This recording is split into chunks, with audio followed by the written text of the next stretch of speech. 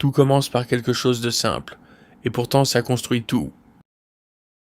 Allez, bienvenue. Aujourd'hui, on se lance dans un projet un peu dingue en fait. On va construire tout l'univers des mathématiques en partant de zéro. Brique par brique, on va assembler les idées les plus fondamentales pour voir comment tout ce monde complexe est né. Alors, la question qui va nous guider, c'est celle-ci. Comment cet univers mathématique, qui a l'air si immense, si intimidant, peut en réalité être construit à partir de concepts d'une simplicité quasi enfantine? Parce que non, les maths, ça ne tombe pas du ciel. C'est une construction de A à Z. Et voilà notre plan de construction, notre feuille de route en 5 étapes pour bâtir pas à pas tout cet univers mathématique. Bon, c'est parti pour notre grand chantier. Et comme pour n'importe quelle construction qui se respecte, il faut des fondations solides. En maths, ces fondations, c'est la logique. C'est un peu le plan de l'architecte, vous voyez? Ce sont les règles absolues qui vont diriger tout ce qu'on va bâtir par-dessus. Et la toute première brique de nos plans, la plus petite, c'est l'assertion. C'est simple, c'est une affirmation qui a seulement 2 états possibles. Soit elle est vraie, soit elle est fausse. Il n'y a pas de peut-être, pas de ça dépend. C'est ce principe, noir ou blanc, qui est le point de départ de toute certitude en mathématiques. Maintenant qu'on a nos briques, il nous faut du ciment pour les lier entre elles. Notre premier outil, c'est l'opérateur « et ». Et ce qui est fascinant avec le « et » mathématique, c'est qu'il est incroyablement strict. Pour qu'une phrase qui combine 2 idées soit vraie, il faut que chaque morceau, sans la moindre exception, soit vrai. Et cette table de vérité, là, elle illustre ça parfaitement. Regardez bien, il y a une seule et unique ligne qui donne un résultat vrai. C'est cette exigence absolue qui rend la logique si puissante. Une seule petite fissure, une seule chose de fausse, et tout l'édifice s'écroule. Passons maintenant à l'opérateur « ou ». Et attention, parce que contrairement à la façon dont on l'utilise tous les jours, le ou mathématique n'est pas exclusif. La source donne une analogie parfaite. Si on vous propose fromage ou dessert, en maths, vous avez le droit de prendre les deux. Le ou logique est vrai dès qu'au moins une des affirmations est vraie. Ou si les deux le sont, bien sûr. Ok, parfait. On a nos règles du jeu. Maintenant, il nous faut des objets sur lesquels appliquer ces règles. Mais comment on les organise, ces objets? Eh bien, il nous faut des boîtes. Alors, bienvenue dans la théorie des ensembles. Un ensemble, en fait, c'est juste une boîte à idées. Une collection d'objets, on peut y mettre à peu près ce qu'on veut. Mais attention, il y a 2 règles d'or. La première, l'ordre dans lequel on met les choses dedans n'a aucune importance. Et la deuxième, si on met 2 fois le même objet, ça ne compte qu'une fois. La boîte ne s'intéresse qu'à ce qui est unique.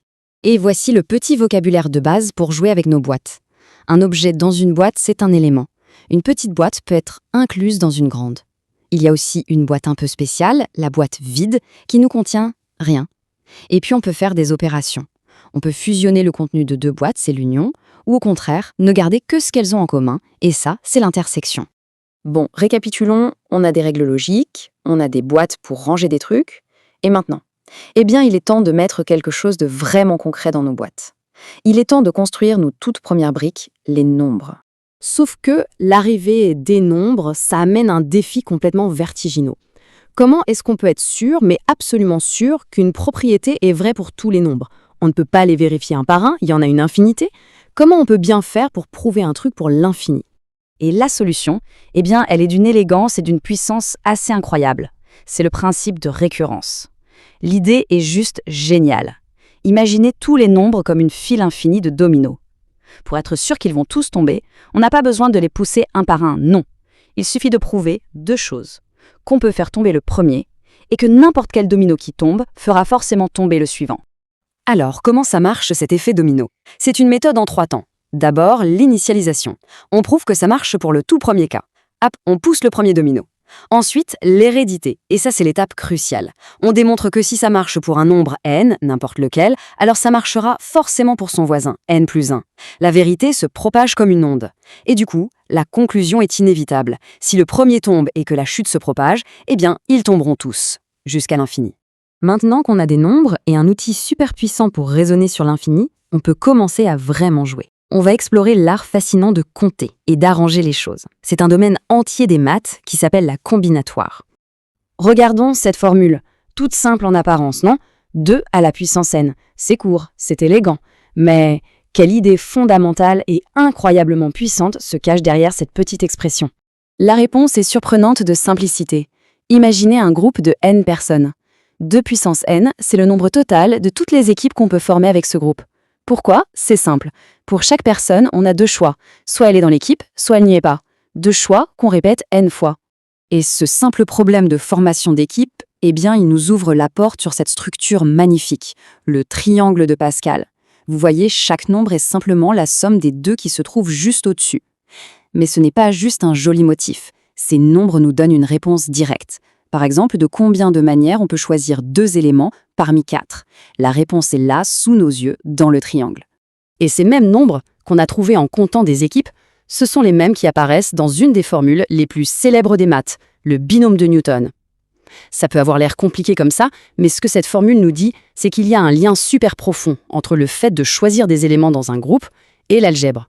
On voit bien comment des idées toutes simples de comptage se transforment en outils de calcul surpuissants. On a construit les nombres, on a appris à les compter, à les manipuler. Maintenant, on va plonger dans leur monde intérieur, dans leurs secrets. En étudiant de simples règles de division, on va découvrir des propriétés cachées avec des applications complètement folles. On va introduire une nouvelle idée, la congruence. Alors, dire que 2 nombres sont congrus modulo m, c'est une façon un peu chic de dire qu'ils sont pareils dans un monde qui tourne en boucle. Pensez à une horloge. Sur une horloge de 12 heures, 15 heures ou 3 heures, c'est le même point sur le cadran. Eh bien, 15 et 3 sont congrus modulo 12. Tout est une question du reste de la division. Et c'est là que ça devient incroyable. C'est que cette idée d'arithmétique, d'horloge, qu'on appelle l'arithmétique modulaire, c'est le cœur battant de toute notre sécurité numérique aujourd'hui. C'est parce qu'il est très facile d'avancer sur l'horloge, mais très très difficile de remonter le temps, que ces maths protègent nos mots de passe, nos cartes de crédit. Une idée abstraite sur les restes de division est littéralement devenue la serrure de notre monde digital. Alors, si on résume, on est parti de 2 mots tout simples, vrai et faux. On a créé des boîtes pour ranger nos idées. On a fabriqué les nombres. On a développé des outils pour raisonner sur l'infini et compter des choses hyper complexes. Et cette chaîne d'idées nous a menés jusqu'aux fondations même de la cryptographie qui sécurise notre monde. La question finale est donc vertigineuse. Maintenant qu'on maîtrise ces briques fondamentales, quelles autres merveilles l'esprit humain peut-il encore bien construire? Abonne-toi maintenant car la connaissance n'attend pas.